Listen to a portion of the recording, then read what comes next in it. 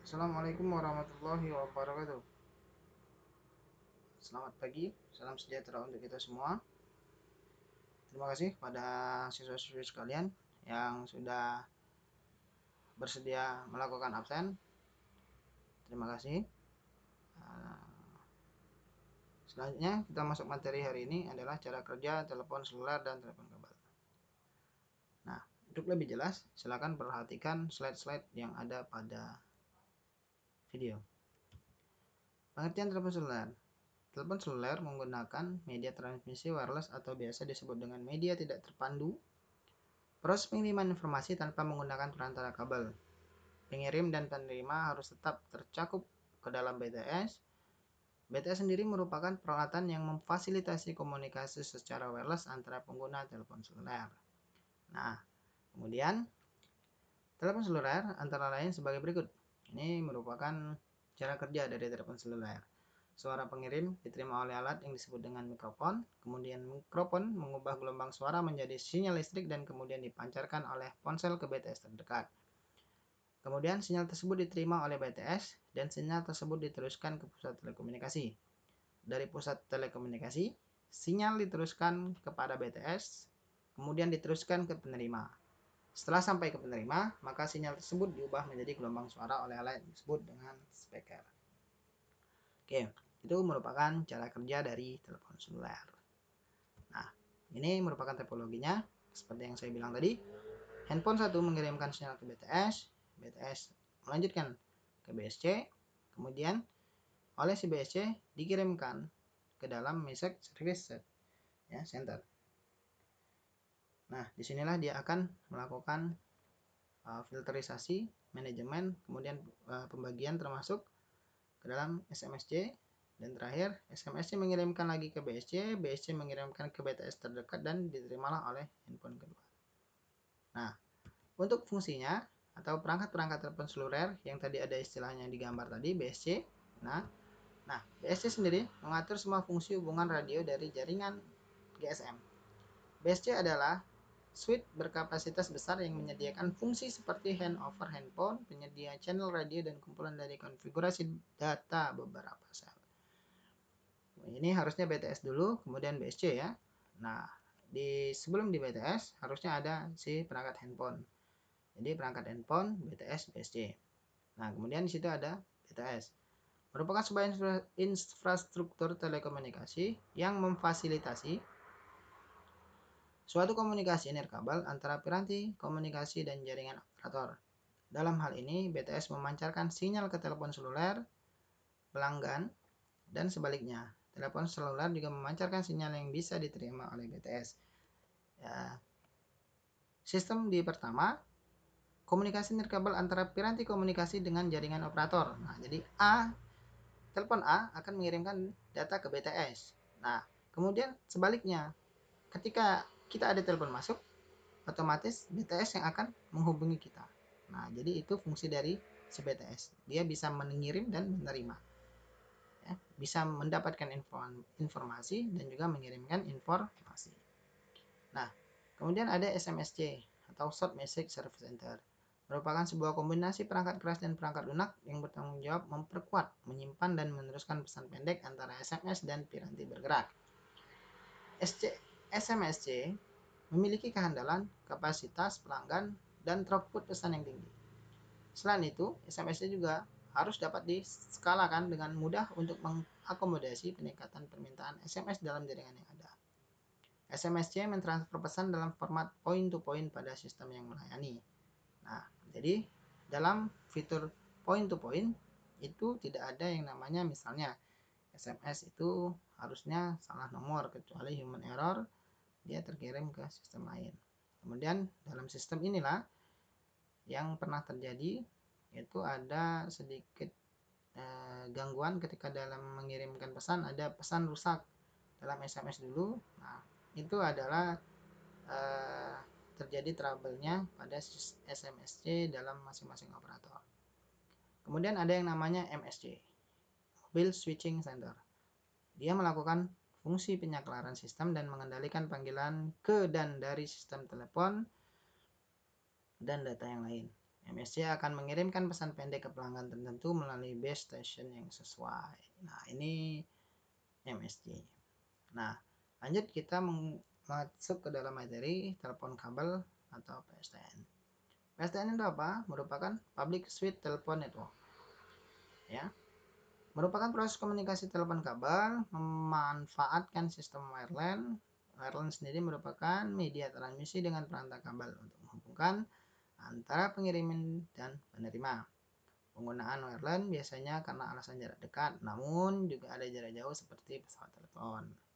Cara kerjanya, suatu alat yang disebut dengan mikrofon akan menerima suara dari pengirim. Kemudian gelombang suara yang diterima mikrofon diubah menjadi sinyal listrik yang kemudian oleh perangkat seluler disalurkan. Nah, bedanya kalau tadi itu pengirim mengirimkan data ke merekam dulu. Yang merekam, kemudian ini dikirimkan menggunakan teleponnya. Kemudian sinyal disalurkan ke pusat telekomunikasi melalui kabel. Nah, medianya menggunakan kabel. Pusat telekomunikasi tadi meneruskan sinyal tersebut ke penerima. Kemudian sinyal yang disampaikan ke penerima diubah menjadi gelombang suara oleh speaker. Hampir sama ya cara kerjanya. Nah, ini merupakan topologinya. Kalau di telepon seluler itu ada BTS, ada BSC, ada SMSC, ada MSC. Nah, kalau di sini ini telepon, kemudian memerlukan sebuah perangkat yang disebut dengan roset. Kemudian ada KTB lagi, ada data point, kemudian adakah rak kabel. Nah, di sini membutuhkan kabel sekunder dan kabel primer, kemudian ada MDF dan sentral. Apa itu istilah-istilahnya? Oke, kita lanjut. Nah, ini dia yang disebut dengan sentral. Sentral telepon merupakan pusat pengaturan hubungan antara pelanggan telepon. Nah, sentral ini yang mengatur.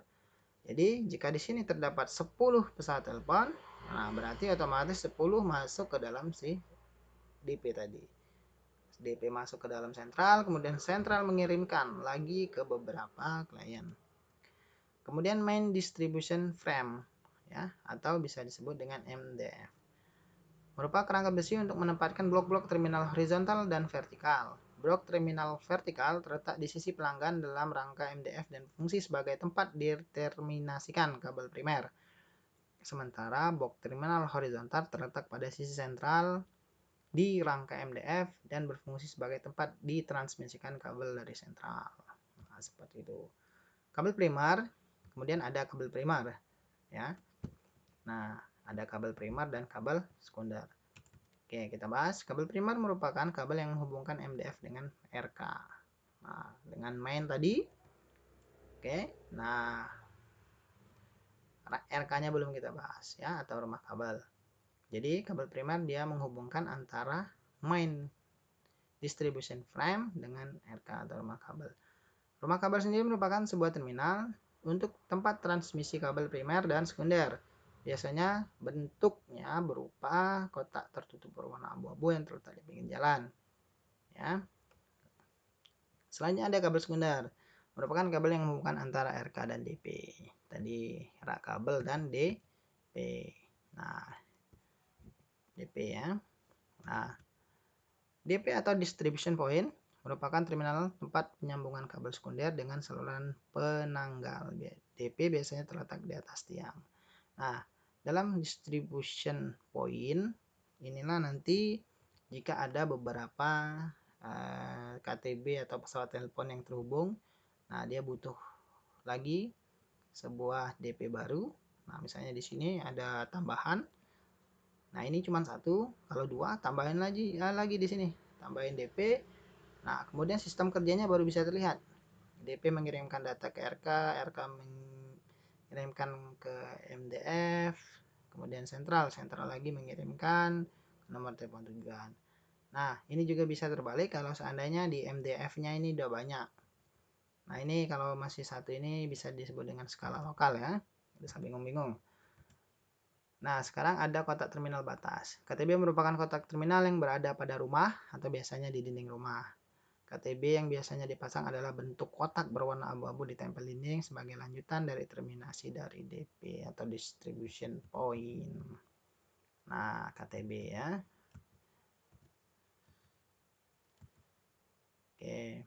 Kemudian ada soket atau roset, merupakan sebuah terminal pair to pair pada umumnya.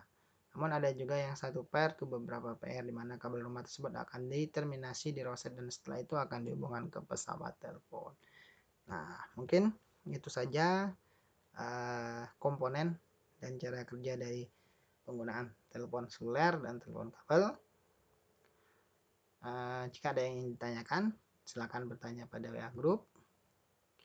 Ingat, tetaplah jujur dalam mengamati video ini, mengamati materi pembelajaran ini.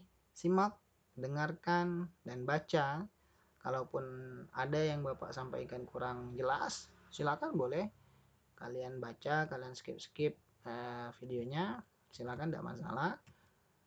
Silakan dicatat, nanti ada tugas tersendiri.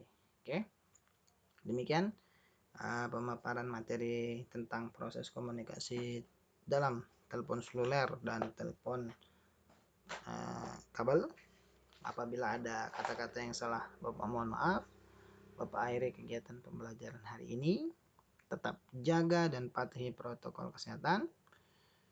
Billahi taufiq wal hidayah. Wassalamualaikum warahmatullahi wabarakatuh. Selamat pagi.